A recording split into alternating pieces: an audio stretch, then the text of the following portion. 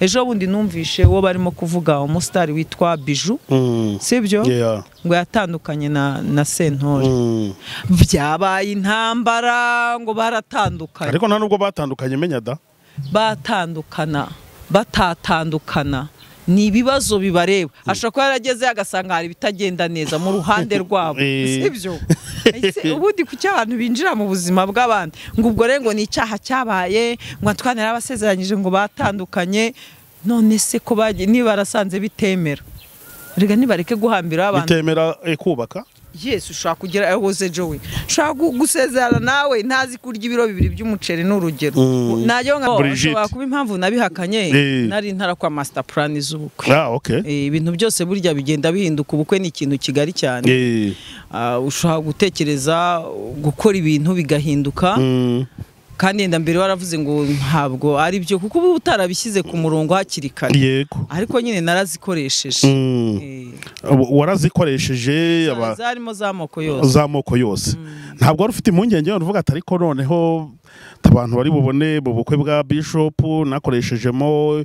agasembuye kandi tuzi yuko twigisha abantu yuko kugafata ari icyaha uretse ko nakijijwe ndi Bishop Brigite ariko ntago nakijijwe mu izina rya famille kandi ngewe nakijijwe nitwa Brigite mba Bishop Brigite ariko ntabwo ngewe nigeze ntihari abarokore mutabyumvishe kimwe wenda bavuga bati twatungwe no kubona inzoga mu bukwe bwawe byo ntago byabura nkuko badutuka ngo twasize rouge à lèvres na tiro n'imisatsi turabafite batega ibitambaro nabumva yuko Yesu azaza mu ijipo igera ku birenge abo ntago babura ariko kuba bagutuka ko urugo rwakunanira utabiteganyije buriya abadivorce sinjya mbatera ibuye wananiwe urwe ntako abatagize kandi nawe ntaba abishaka siko bimeze nta wanze kugira umuryango nta wanze kugira umugabo nta wanze kugira uwo bakundana bari kumwe ariko igihe yafashe initiative yo kuvuga ngo ndananiwe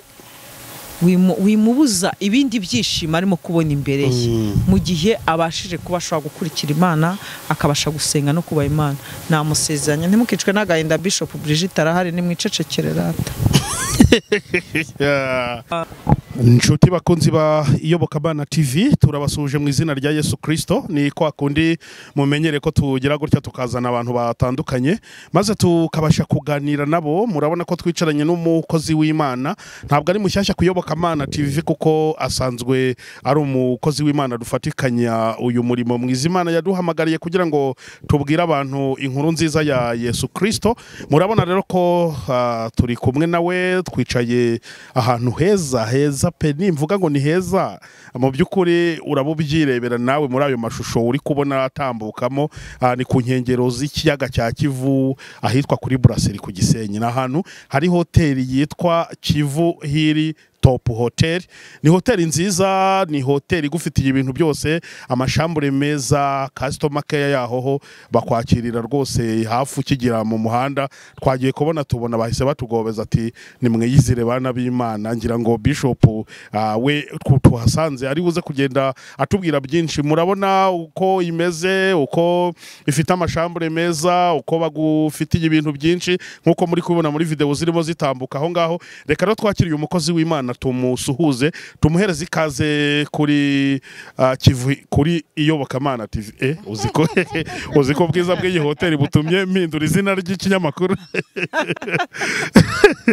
Bisha makuru mumeze neza turashima Imana Joel wawe tuguha ikaze ku Iyobokamana TV murakoze cyane uratangirana no kwibwira abantu badukurikiye nubwo hari abantu bitwa ngo ni kimenywa na benshi cyangwa na bose ariko reka tuvuge ko ari kimenywa na benshi wenda kuko abantu bose hari n'ababa basubscribinze ejo hatambutse abo bantu bakeya rero batarakumenya urabasha kubibwira kugira amenye ngo tugiye kubana nande muri iki kiganiro katubanze dusenga Imana amen Mana data wa twese nyiribihe Imana y'amahoro no kwizerwa Imana yaturinze iminsi yose yatambutse tuguha icyubahiro kuri ndiho kandi kutajya uhinduka tugusabye ikaze na karibu muri iki kiganiro tubera Imana kandi uturo kwizerwa muri byose mu izina rya Yesu Kristo amen nitwa Bishop Brigite yerekwa ni Power of God ahandi ni ahangaha. uri ahantu heza pe. Ni ahantu heza, nta kintu kiryoha nko kubona umuntu mwiza ari ahantu heza. nabyo birimo none kubera Imana no kubera Imana. Ahangaha nyine kuri Kivu Hotel. Ni Kivu Hotel harya ni Kivu Hillview Hotel, sibyo? Ntabwo mpatuye, niyo mpamvu amazina nyibagiwe. Birumvikana. Ariko icyo numva cyo ni Kivu Hilltop, I think. Hilltop.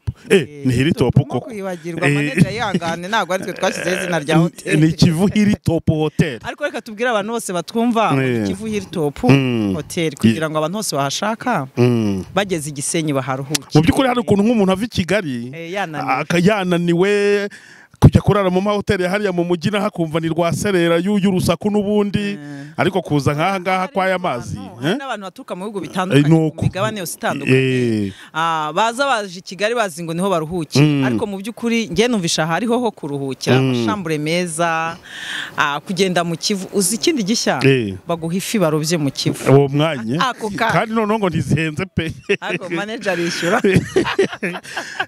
ngira ngo ni ibintu byiza cyane. Ikindi ntabwo ibiciro byaho bihenze, ibiciro byaho ntabwo bihenze, ntabwo bihenze, na customer care ni nziza. Mu gihe ahantu henshi customer care ibinaniwe, uzi ko ari ahantu henshi ujya tuvuge yenda uravuga ngo ndashaka kunywa fanta ikonje, bagera mu mafrigo yabo basanga nayo irimo bakakuzanira ishyushye ngo niyo twahisemo, ariko aha ngaha baguha icyo wasabye, icyo wasabye nicyo baguha, ubundi ukambuka mu Kivu ukajya hakurya ku mashyuza aho bagukanda ibirenge, aho bagukora massage, ukagaruka. Urabibona nyine ni hotel ku Kivu. Reka tubwire abantu ngo ni Kivu Hilltop Hotel. Wow, ngira ngo karibu nikaze. Ngira ngo ni ibintu byiza cyane, ibintu byiza bigize u Rwanda. Tuba dukwiye kujya tubivuga kugira ngo abantu babimenye cyane cyane, bayoboke systeme cyangwa bayoboke icyo twise ngo ni Visit Rwanda. Abantu benshi batubona i Kigali bakagira ngo nta bwiza buhari nk'ubu ngubu, ahubwo nzajya niyizira ino keshi pe. Nanjye nabonye ngomba kujya nzi. Bijou, mumeze mute? Murakomeye? Wari ubuze kuri social media ariko nta wakurenganya kubazi gahunda zawe, wari uri mu birori byo gushyingira umukobwa, byagenze gute? Wenda reka bari cyo kintu duheraho kugira ngo abantu babashe gusobanukirwa neza nyine aho wari uhugiye n'abatari babizi babimenye. Muri social media ntago nari mperutse, uze nateguraga ubukwe bw'umukobwa wanjye, bwagenze neza. Ako Joy nawe wari uhari no muri doti? Nari mpari pe. Hari icyo wagaya se? Nta na kimwe. Ni icyo ngaya, wenda banza uduha amakuru n'ingigaya ndabivuga. Kufite ubwoba se ko hari icyo ndibugaye? Oya, nta bwoba mfite, nta kibi cyarimo se. Byabaye byiza, decoration nziza, abageni bambaye neza, Bigite wambaye neza, abakwe bambaye neza, gahunda ku murongo, ibintu byari byarasegewe. Ibyo kurya byiza, ibintu byose byari, ibyo kunywa byiza, byari wane. Ariko wenda tuvuga ku byari wane birumvikana, ariko reka tuvuge kuri dote, dore ko ari nayo nyine iba ari y'uruhande rw'umukobwa, nibwo bukwe bwanyu kurusha reception. Ariko tuvuga wenda ku byo kunywa, twakoranye ikiganiro mbere vuga ni kandi ati mfite impungenge ko ushobora kuzakoresha inzoga mu bukwe bwawe. Ntabwo ari impungenge, ni bya bibazo by'abanyamakuru tuba tugenda twibaza, tukavuga ati ibaze nka B.Brigite tugize gutya tukabona mu bukwe bwe harimo inzoga, ari umukozi w'Imana, ari Bishop. Byanatumye koko, ntabwo mvuga ko aribyo byatumye ntaho ubukwe, kuko no mu bisanzwe muri inshuti zacu baranantwirereye. Noneho icyo rero mvuga, bya bindi twavuzeho uranabihakana. Nahakanye ngo iki? Wavuze yuko ntabyo uteganya. Urambeshye. Ikiganiro ndakanyuzamo. Ngeze gutya, niba hari ahantu nasanze inzoga z'amoko yose ni mu bukwe bwa B.Brigite. Kuba impamvu nabihakanye, nari ntarakwa master plan z'ubukwe. Ibintu byose burya bigenda bihinduka. Ubukwe ni ikintu kigari cyane, ushobora gutekereza gukora ibintu bigahinduka, kandi yenda mbere waravuze ngo ntabwo ari byo, kuko uba utarabishyize ku murongo hakiri kare. Ariko nyine narazikoresheje. warazikoresheje zarimo z'amoko yose ntabwo wari ufite impungenge uvuga ati ariko noneho abantu bari bubone mu bukwe bwa Bishop nakoreshejemo agasembuye kandi tuzi yuko twigisha abantu yuko kugafata ari icyaha uretse ko bamwe batanabyemera kuko reka ndeke kubitindaho byo wenda kuko invitation y'ubukwe bwanjye barayisomye invitation haranditseho umuryango wande uwa papa w'abana nyine ni chef de famille nakijijwe ndi Bishop B.Brigite ariko ntago nakijijwe mu izina rya famille kandi ngewe nakijijwe nitwa B.Brigite mba Bishop B.Brigite ariko ntabwo ngewe nigeze nkizwa kugira ngo mbangamire ibikorwa by'abandi kandi abantu ntago bakirizwa itariki imwe n'isaha imwe yego no ntago mbere yo kubangamira umuryango mbere yo kugira ngo nuzuzanye n'umuryango kandi ntabwo nge mbereho kubuza abantu kurya ibyo bashaka n'ibyo bo bifuza kandi ubukwe bubereho kunezeza abantu bose imiryango inshuti na bene bwo yego ngereyo ndi Bishop nge nindabwo ko mbyara ba Bishop ariko ngewe nago mbyara ba Bishop nshaka kubyara abaririmbyi nshaka kubyara abadakijijwe nshaka kubyara abakijijwe ntabwo abantu bose bazitwa ba Bishop ahubwo mbone no kubwira abagenzi banjye nibe bumva ko kuba Bishop ari ukubangamira abandi mu byo barya barasigaye cyangwa banywa mu byo barya mu byo banywa barasigaye kuko umuntu wese agomba kugenda uko yahamagawe nahamagawe nka Bishop arizo abonye nanyweye sasa nakomeje ngucunga pe ntazo nanyweye winyweraga amazi rwose na kasipura yite nafata nayo nanyweye na amazi nanyweye nkuko mfite amazi ahanga kandi ni ngewe nyine uzi ibyo nizeye ibyo nizere nibyo nemeye nibyo nakurikiye ako ntago mbere yo gufata ijambo ku munota imbere kurinda nsoza mukore gutya mugende gutya mbangamira abantu ariko se wenda bari gupanga wenda plan ukumva ko papa w'abana avuga ati tuzakoreshamo akantu gasembuye uko byagenda ese kuki upresiza ngo niwe wanabivuga erega umwana ntavuka ugasoza avuka mu muryango okay umuryango uvuga ati ntabwo wababwiye ati ariko se ubu murabona ndo umusitari Bishop aba pasiteri bazaba batashye ubukwe nibwo ngiye ku umusitari nese sinakoze ibyo abandi badakora wa mugani ubu nibwo nahitinze ariko se ubundi Bishop ubundi wowe wemera ko kunywa inzoga ari icyaha buriya jewe hari abantu bamwe tuganira kuvuga bati iyo ni imyumvire Yesu yavuze nako ijambo ry'Imana rivuga yuko icyo ari ukubaho zagukubaganisha zikagukoresha amakosa warengereye tikunywa gake nta kibazo abandi bakagira ukuntu babyeza bitewe n'amadoctrine na discipline z'amadini n'amatorero ubundi nko kuri Bishop B.Brigite wenda nubwo utayinywa kubeshya se byo ni icyaha kubeshya byo si icyaha ni icyaha gusa utazinywa we ntiyabeshya utazinywa utazinywewe ntiyabeshya ahubwo none reka kubwire njyewe urutonde rw'abantu bamaze kungirira neza babenshi banywa inzoga none urutonde rw'abampemukiye impamvu bajije icyo abarokore bakunda kuvuga ngo gusambana n'icyaha ngo kunywa inzoga n'icyaha ariko Bibiliya yavuga ngo wavuze ntuzibe navuze ntuzabeshye wavuze ntuzice yavuze ntuzasambane sibyo ahubwo bo bafite ibyaha batagatifuza bakajyana n'ibyo bita ibyaha rurimbuzi rero no kuvuga ngo Bibiliya iravuga ngo ikinjira si cyo cyaha ahubwo igisohoka nicyo cyaha ngiye numva rero bashe kujera neza ibyo usohora muri wowe nibyo bishaka kutakubera icyaha ubwo se ushatse kuvuga ko kunywa inzoga kuvuga ijambo ry'Imana nyine ubwo umuntu wumvishe nkubaza icyo kibazo ubwo asubijwe iki asubijwe ko mubwiye ngo ikinjira si cyangwa igisohoka nicyo cyaha ubwo mbese kunywa inzoga si icyaha uramvugiye ibyo ntakuvugiye ntavuze yabwiye ngo ikinjira si cyangwa igisohoka nicyo cyaha ari kubariza abantu rega ngende umunyamakuru ijambo ry'Imana avuga ngo byose byezwa n'iki no gusenga n'aya mazi yaba icyaha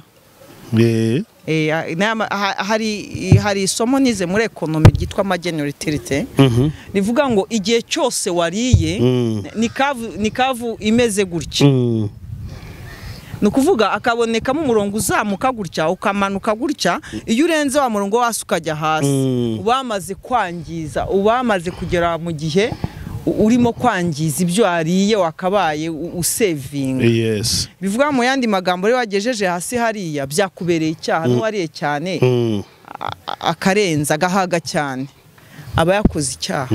Ubwo rero ibyinjira si icyaha, ibihugu bisohoka nicyo cyaha. Okay. Ngira ngo ni ibintu byumvikana. Nta bantu wenda babarokore, dore ko ubukwe bwawe bwari bwatashywe n'abarokore mu batandukanye ingeri zose birumvikana. Bwagiyemo abantu benshi. Yego, noneho icyo mbaza ntihari abarokore mutabyumvishe kimwe wenda bavuga bati twatungwe no kubona inzoga mu bukwe bwawe, nubwo atari we chef de famille, atariko wari kurwana intambara iyo ari yo yose kugira ngo inzoga ntibe yageramo. Nta byabayeho wenda kuri bake simvuga benshi. Ibyo ntago byabura ni nkuko badutuka ngo twasize urusheho natiro n'imisatsi. Turabafite batega ibitambaro nabumva yuko Yesu azaza mu ijipo igera ku birenge. Abo ntago babura.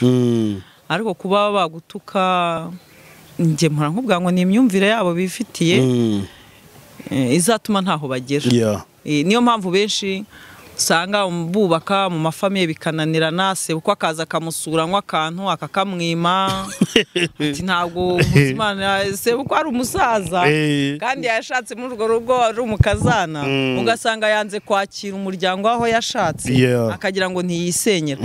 Useso uko azagusura umuhe fanta urumva waba urwubaka ikibazo. Ntago bishoboka. Bure ntago babura Joel. Gusa buri wese Bibiliya iravuga ngo Itegereje Bibiliya ivuga iravuga ngo buri wese amenye umugogo wo mu jisho ryiwe aho kureba uwa mugenzi wawe, kandi ngo komeza icyo ufite hatagira gutwara ikamba ryawe. Buri wese nakomeza icyo afite, rero nanjye ngomeje icyo mfite. Amen. Aha, ngira ngo ni ibintu byumvikana. Twavugaga ku bukwe bwarabaye burarangira, reception yabereye Gisenyi nyine muri iyi weekend. Yari imeze neza cyane ku mazi kabisa, ahantu hasobanutse pe. Burarangiye rero ubukwe bugusigiye iki? Iba mutima zawe nizihe? Nicyo ubwira abantu batandukanye bagiye babimenya, wenda harimo n'abagushyigikiye simbizi, ariko uri kuyoboka Mana TV dore ko bwari bwanahavugiwe, wenda ushobora kugira icyo wabwira bari kuyireba kubwe iki gikorwa uvuyemo kitaba cyoroshye. Bugusigiye iki? Umeze gute ubu ngubu noneho? Reka maze nshimire inshuti zanjye zankoze ku mutima cyane mu bihugu bitandukanye. Bambaye hafi cyane Canada, Amerika, Australia, Belgique, Ubufaransa. Aho ni ahantu cyane nabonyeyo inshuti zikomeye. Ibyo bihugu nkubwiye nabonyeyo inshuti zikomeye cyane. Nabonye ko bankunda, nabonye ko bampoza ku mutima. Ndagira ngo mbashimire. Ntabwo nagera kuri buri umwe wese, yenda hari mwandikiye no kuri WhatsApp ntabwo yabyumva cyane. Reka mbivuge mu rwego rw'itangazamakuru, bivuge ngo byankoze ku mutima cyane n'inshuti zanjye. Imana ishimwe. Narishimye cyane, bwabaye bwiza, bagumye kandi bankurikirana, duhe udufoto, mbaha amafoto, twari dufite n'urubuga. Mbese muri make bakoze uko bagombaga gukora. Ntabwo nzi ko mfite abantu bankunda, ko najya mbivuga ngo mfite abantu bankunda, ariko noneho narabibonye. Ngeze kukubwira igihe kimwe ngo umuntu naguhura bazaruguhukiriho ntazarugoye wapfuye, ko wapfuye nturureba, ariko ukiriho yaruguhaye nibwo umenya ko ufite inshuti. Abantu banjye bampaye indabo nkiriho, ndabashimiye rero, ndabasengera iminsi yose, imigisha y'Imana ibe ku buzima bwabo. Ariko mbabwire ngo byararangiye ubukwe, ariko njye nasigaye ndi umukene umufuka. Bongere bampereze kandi inkuyihoreze irakomeje. Ariko ntacyo mfite cyo kuyihoresha. Ubukwe bwarayarangije yose, nayo bantwerereye yarashize. Ubu ngubu nanone ndabategereje. Niko bimeze. Ejo nabonaga uri mutembera umujyi hano wa Gisenyi, ubona ureba abakobwa baba bahagaze ko hariya ku muhanda, kajyana ubu Bishop hari kuca ati nkajya mbona nyine biri gusa n'ibikuryo ukuntu wari abakobwa warebaga wari kubatekerezaho ibiki buriye. Ubundi Bishop yahagurutse hagurukana n'ivuga butumwa ry'iyereko. Aho Bishop ari niyerekwa riba rihari. niko bimeze. Narebaga abantu bakiri mu byaha ku muhanda. Ndavuga ariko aba bantu ubundi ubungubu nibe twarahamagaye turi abakozi b'Imana nta murimo dukwiye kubakoramo dufatanyije n'abemera Imana bari ku isi yose. Jowe dufite abakristo ku migabane yose bemera Imana kandi bakora Imana uko bwije nuko bukeye. Numvaga nakora igikorwa muri aba bantu bahagarara ku muhanda bigurisha cyane nka Bishop bazi Bishop uba mu miryango uvuga imiryango igice imiryango abantu babyariye ku mihanda bari n'abana utekereza ko bakwamunduramo n'uburwayi butandukanye tugomba kuba kwa mu ivuga butumwa bakwemera Yesu tukabagura za Bibiliya bakajya mu nsengero. Ndavuga ngo reka mbwira aba bantu bakunda B.Brigite bakwana nanjye umurimo w'Imana umunsi ku munsi duhaguruke tubwiriza abantu ubutumwa tubagure Bibiliya. Niba hari abahari bashyigikiye B.Brigite dukora uwo murimo.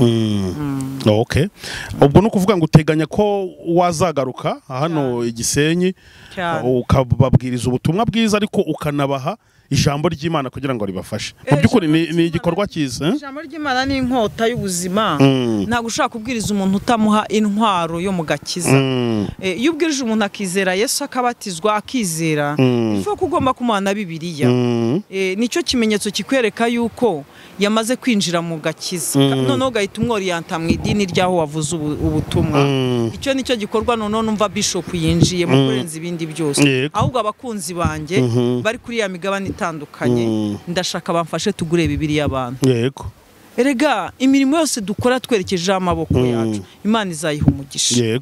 Nukuri umuntu wenda ashobora kubyumva wavuga Bibiliya akavuga tubwo nebyiri neshatu nenye neshanu nizingaho uteganya wenda uvuga ati mbonye Bibiliya nyinshi numva naziha umubare runaka ati niyo ntabikora Igisenyi gusa ariko ni Kigali hariya za mu Migina n'ahandi hatandukanye hari bene abo bantu bameze gutyo ati numva nabakwizamo Bibiliya zo wenda iyo ubitekereje wumva ari nka Bibiliya zingahe wakenera kugira ngo umuntu wenda uri kureba ikiganiro hari abantu bakunda gukoresha systeme yitwa ngo kora ndebe iruta cyane vuga numve ushobora kubona ikiganiro nk'iki yakumva umubare wa Bibiliya ukeneye weye kavuga ati ibyo biroroshye tigenda rwose ufata ukora uwo murimo w'Imana mugani wa muririmbyi ne wavuze ngo abajyana na Yesu gutabara abandi nibo bagabana umugisha w'Imana. Ubwo ni nka Bibiliya nka zingahe wenda ukeneye cyangwa zagura nkangahe ubigereranyije wenda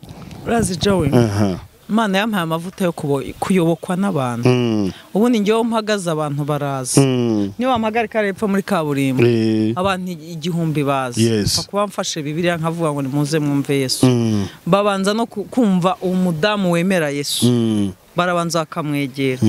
Ubu mpagaza n'abantu 1000 baza. Nufite ubushozi bugura Bibiliya 1000 nazitanga. Ngeze Kigali n'abantu 3000 baza. Nufite kugura Bibiliya miliyoni nazitanga. Yes nivuga butumwa ry'u Rwanda rwose. Ntagushaka ngo ni umubare uyu n'uyu ahubwo umuntu wese wumva ko yahamagawe kandi mva ashaka kumfasha kuvuga ubwo butumwa nashaka agire Bibiliya miliyoni. Yohereze tugure. Bibiliya sujya ngo igura menshi ntago ari menshi ni 500 ni 5 niba afite no kumva yaha abantu Bibiliya 1000 nazigure hereza abantu b'Imana tubabwiriza agakiza tujye ku muhanda abundaga ivuga ubutumwa ryo mu rusengero ryararangiye neza ubundi tubwiriza icyaha no mu rusengero ko babizanye baba ari abakristo biwaje gusenga n'abakristo barizanye reka tujye kureba bari abantu babyara abana bakabazama ibobo babyara abana bakanduramo za sida bakanduramo imitezi na zamburugu ibyo byose ni ibibazo bahura nabyo ku muhanda noneho tugende tubabwira agakiza kabajyana mu rusengero bareke na bya bindi ngiye nibivuga butumwa ryanjye rurashyigikiye 100%. Haleluya rero tugende nk'iyobokamana tujye mu butumwa bwiza. Ngira ngo ni ibintu byumvikana cyane mu minsi yashize hari umumama pasteur yagira ni mama Bishop nawe twaganiraga mbwira ati ntabwo nemeranywa na B.Brigite na Antoine Rutayisire ku bijyanye no gushyingira abantu batwite rwose ntabwo twemeranwa na vi yiwe nyine yavugaga kuko ni topic ikunda kuvugwaho n'abantu mu buryo butandukanye. Warakibonye kira kiganiro cyangwa wari uri hugiye mu bukwe? narakibonye ko undi umuntu utemera B.Brigite natwe aba yaravangiye. Ntabwo ari uko oya ntabwo avuga ko atabemera. Yavuze ko atemeranywa namwe kuri iyo ngingo ariko ntabwo yavuze ko atabemera. Nangize ngo ntatwemera ngiye kumubwira ko yavangiye ubundi turabo kwemerwa. Turi mu bantu bagira ibitekerezo isi yemera kandi Antoine ni modo wanjye. Niko bimeze. Ni modo wanjye muri icyo kintu kijyanye no gusezeranya abo bantu. Ndamwemera cyane mbo kuba atatwemera kuba atemeranywa natwe mu bitekerezo afite rezo kuko ahamagarwa sinari mpari nanjye mpamagarwa ntago yari ahari. Si ngombwa kubundi yemeranywa nanjye. Kubera iki se yemeranywa nanjye?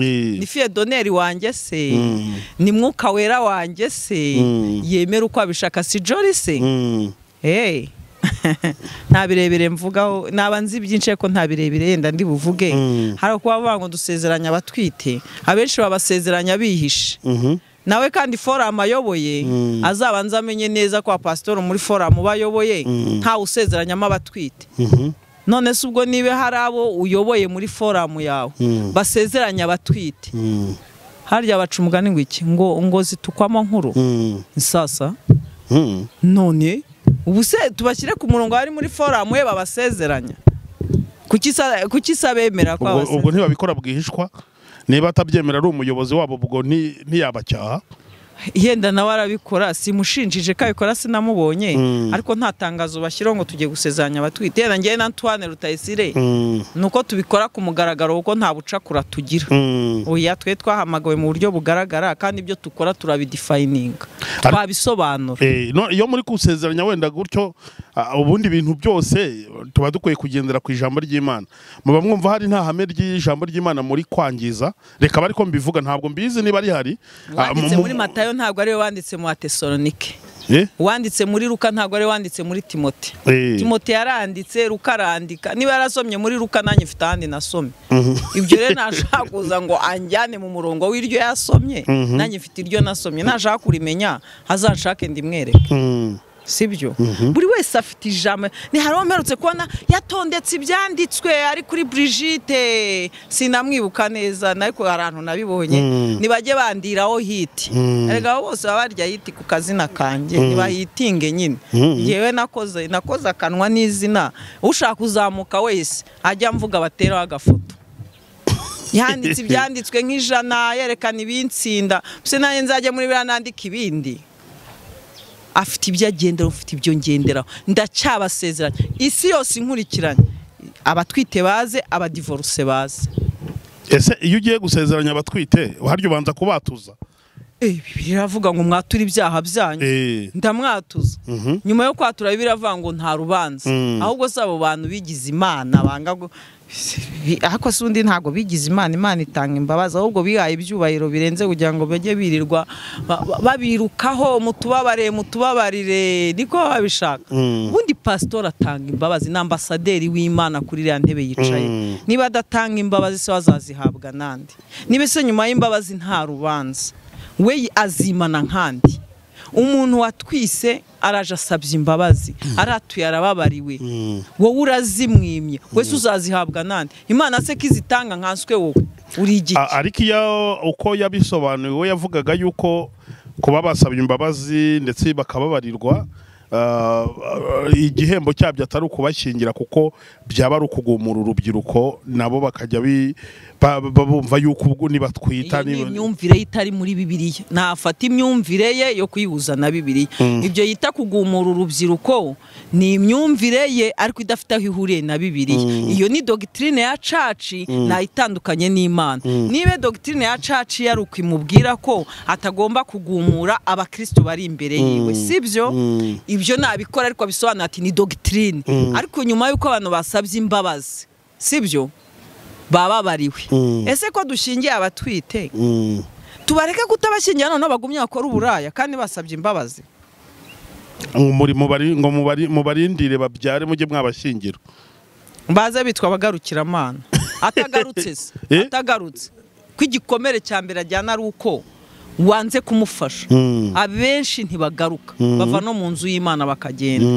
Igere namubwira uwo mushumba ngo nakomeze icyo afite na B.Brigite na Natwe bakomeje icyo bafite, sibyo? Akomeze ibyanditswe bye, natwe dufite ibyacu kandi byose biri mu isezerano rishya n'irya kera. Ntago turi inyuma ya Bibiliya yera, tuyirimo kandi hasi njya kubisobanura ntago ndi mu ishuri. Nta nubwo naje kubwiriza. Ntabwo waje kubwiriza kandi uri kuyoboka Imana? Ndi kuyoboka Imana, ndavuga ugeze umwambwirize se? Oya, ni sasa ntago ndimo kubwiriza. Waruvuze ati n'abantu baba divorce bazu bashyingire. Ushobora gushyingira umuntu wakoze divorce umugabo cyangwa umugore we wa mbere akiriho, ngira ngo ubunyuranyije n'ibyanditswe byera. Joey, ubundi divorce baraniziye, nizigaragara cyane zitagaragara. N'ababivuga barazikoze, bazikora bamwe mu ibanga zitagaragara. Hari n'abafite abagabo wenda batuye mu bindi bihugu baratandukanye mu ibanga n'abandi bari ukwabo, kandi bakanga gusezeranya abo ngabo bose baba babana icyo gihe. Divorce ni nyinshi. Divorce suko bagiye kumire ni harya ni ku mirenge bazikorera cyangwa ni ku murimo. Divorce suko bagiye ku mirenge batandukanye, hari ziba mu ibanga, nawe wabasezeranya arayikoreye mu ibanga. Imana nizi mu mutima, ariko mwaretse ko Imana ari ireba hiherereye. Umusezeranya mwamenya akibirimo yenda nawe yarabivuyemo. Ntako bitoroshye. Niyo mpamvu nkubwira ngo buri wese nareba ibye, ngenda basezeranya. Ariko wenda icyo babiheraho, babihera ku bintu byanditswe byera. Hari nk'icyanditswe nzi kivuga ngo urongora uwasenzwe aba ari umusambanyi. Sibi hari se nzane Timoteyo hano, niba ari muri Timoteyo niba ari simbiza, ariko nk'icyo gihe iyo ubasezeranije gutyo ukanyuranya n'icyo cyanditswe, buriya ntabwo bufite ubwo vuga ati rya jambo ry'Imana rituyobora ndiciye ukubiri. Usanze kuri hoteli aho nirariye ntabwo nagendanye Bibiliya, sibyo? Niwumva ushaka ko nanjye mbwiriza iki nkavaringa mfite, nzakibwiriza. Ndagifite mu Bakorento, ndagifite. Ntabwo ushaka kubyinjiramo kuko ntabwo ndi muri competition, ariko ndagifite. Na Yesu yaza nkamubwira ngo ni iki mpagazemo, kuko sinjye cyanditswe n'abahumekeweho umwuka w'Imana. Ubwo rero ndabasezeranya kandi bakagenda bakubaka bakabyara bagaheka, ahubwo barenganyije mu matorero hirya no hino. Ngiye mura n'abadivorce benshi baba barimo kurira, ariko ingo z'iki gihe kurimo kuzibona, umugabo agufatira hejuru icyuma waraye ushatse, umugore akaba yagukubita waraye umushatse, harya ngo bihambirane ngo bikunde ngo byemere ko Imana yabivuze. Bicane kubera ko iyo basezeranye. Ntago ngumura abantu ngo nibatandukane. Ejo bundi numvishe uwo barimo kuvuga umusitari witwa Bijou, sibyo? Ngo yatandukanye na Sentore. Byabaye intambara ngo baratandukanye. Ariko nta nubwo batandukanye, menya da. Batatandukana ni ibibazo bibareba. Ashobora kuba yarageze agasanga hari bitagenda neza mu ruhande rwabo, sibyo? Ubundi ku cy'abantu binjira mu buzima bw'abandi ngo ubwo rero ngo ni icyaha cyabaye, ngo atwanira abasezeranyije ngo batandukanye. None se ko bagiye niba barasanze bitemera, rega nibareke guhambira abantu bitemera kubaka. Yes, ushaka kugira ahoze Joey, ushaka gusezerana nawe ntazi kurya ibiro 2 by'umuceri n'urugero, najyo nkasanga urya ibiro 2 by'umuceri nkazana nako. Ibyo byatuma umugore n'umugabo batandukana. Iyo ni defu twasohokanye urarya ikiro cy'umuceri mu bantu, uransebya. Uransebya. Yes, uransebya mu bantu. Wabugenjejwe pe. Uransebya. Kandi na amategeko y'abatandukana ni no gusebanya nabyo birimo birabatandukana. Hari itegeko ririmo ribatandukanye, umuntu yagusebye.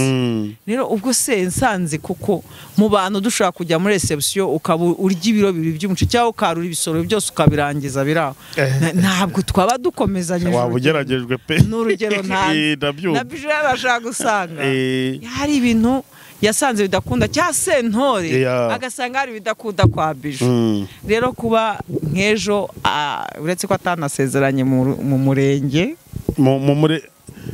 ntago basezeranye buryo. Mu murenge ntabwo basezeranye. Ntago basezeranye. Ntago wabyumvishe se cyane itangazamakuru ntimo kwivuga ko batasezeranye. Okay. ariyo mpamvu avangwa Antoine yatewe ku karere ngo yasezeranyije abatasezeranye mu murenge. Ariko subwo ibyo nabyo si ikibazo buriya ra? Ibyo byo wowe wabikora wowe? Bon, yasezeranye abavuye mu mirenge. Ariko Antoine yahagaze buriya mu ijambo ry'Imana kuko niryo rimureba cyane. Antoine se kata atari umuyobozi w'umurenge. Antoine akaba atari ushinzwe irangamimerere. Antoine ni pastor yakoze iby'ijambo ry'Imana. Wewe niba yararebye agasanga amahame y'idini arabemera gusezerana.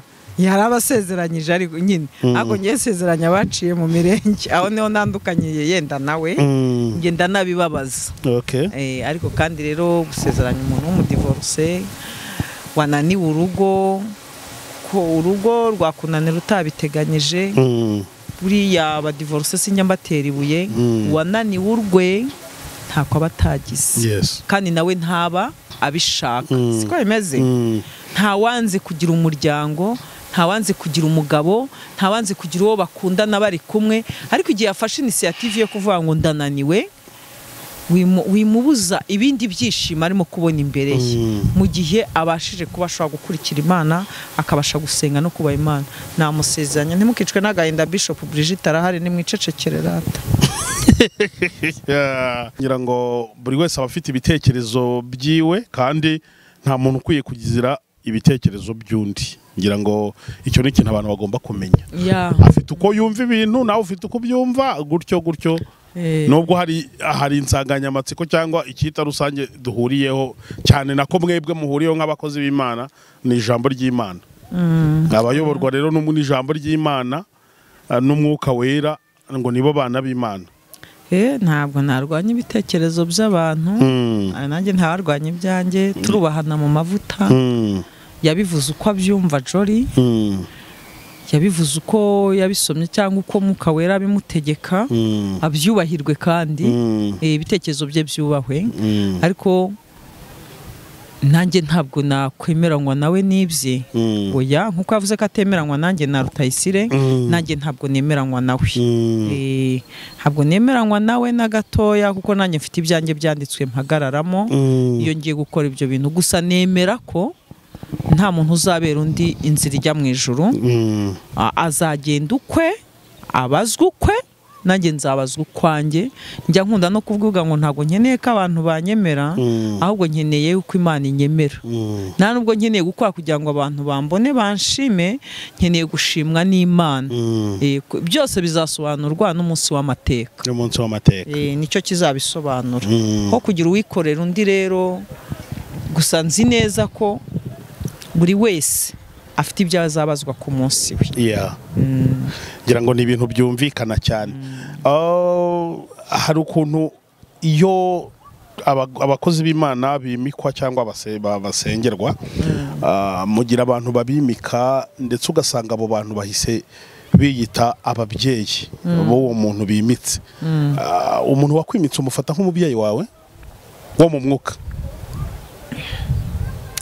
Rero ababyeyi b'iki gihe bimikwa bahawe amafaranga. Uraza nta muntu urimika undi atabanje kuvuga ngo reka zamuha envelope. Utayimuhaye ntabwo yakwimika. Nkubeshye se hashaka kuba umubyeyi kimwe n'uko wakubatije rero wagumye kubera umubyeyi. Ye nemera uwambatije cyane. Ndavuga mu ruhande rwanjye. Ndakumva nyine impamvu mbibajije reka nuko uwakwimitse nta kikwemera. Nuwuheze. Bishop yitwa ndera. Hari umubishop wavuze yuko atanyemera se. Ntabwo ngagufata nk'umwana w'ikirara. Niko yabivuze se. Nukuri yarabivuze. Ntabyo uzi se. Ariko kuva ngiye ntarakwemereye ko yanyimitse. Kugeza uyu munsi nta namwe ndagara ku itangazamakuru ngo mbagaragarize uwanyimitse. Kandi ni nge wa mbere ugomba kwiyemerera uwabinkorera. None se abantu niyo utabyemera se abantu ntibabizi ntibafotoye ntibagize uti icyo gihe nyine nibibabizi. Ariko nemera ko buryo w'imikwa bahagaze abantu benshi kugira ngo roza n'ifoto ambo ntago ari ibyo ndimo ntago ari ibyo ndimo ariko icyo nshaka kubwira cyo ndashaka kubwira ko nemera Imana yampamagaye nkemera na data wambyaye mu nda ye ariwe wankujije abanyimika barambona data yarambyaye arankuza Imana irampamagara mbicyo ndicyo abo nibo bo kwemerwa ku buzima bwanjye undi muntu wa gatatu nemera cyane no wambyaje agakiza ndakizwa kuko iyo ntakizwa abarwanira kunsukaho amavuta ntibari kumbona kandi ikindi cya kane uwanyimitse wese yaje mu kirori nateguye yaje namutumiye mu byanjye ni ukuvuga rero nta wanyimikiye mu rusengero rwe nimikiwe mu rusengero rwanjye njye nateguye mpamagara uwo nshaka ndabeshye no nuko nguko uba wabipanze umuhanuzi w'Imana nawe araha hafi nuko uba wabipanze none se Bijou umubyeyi wawe mu mwuka ninde kugeza ubu uzabimbaza indi tariki itariye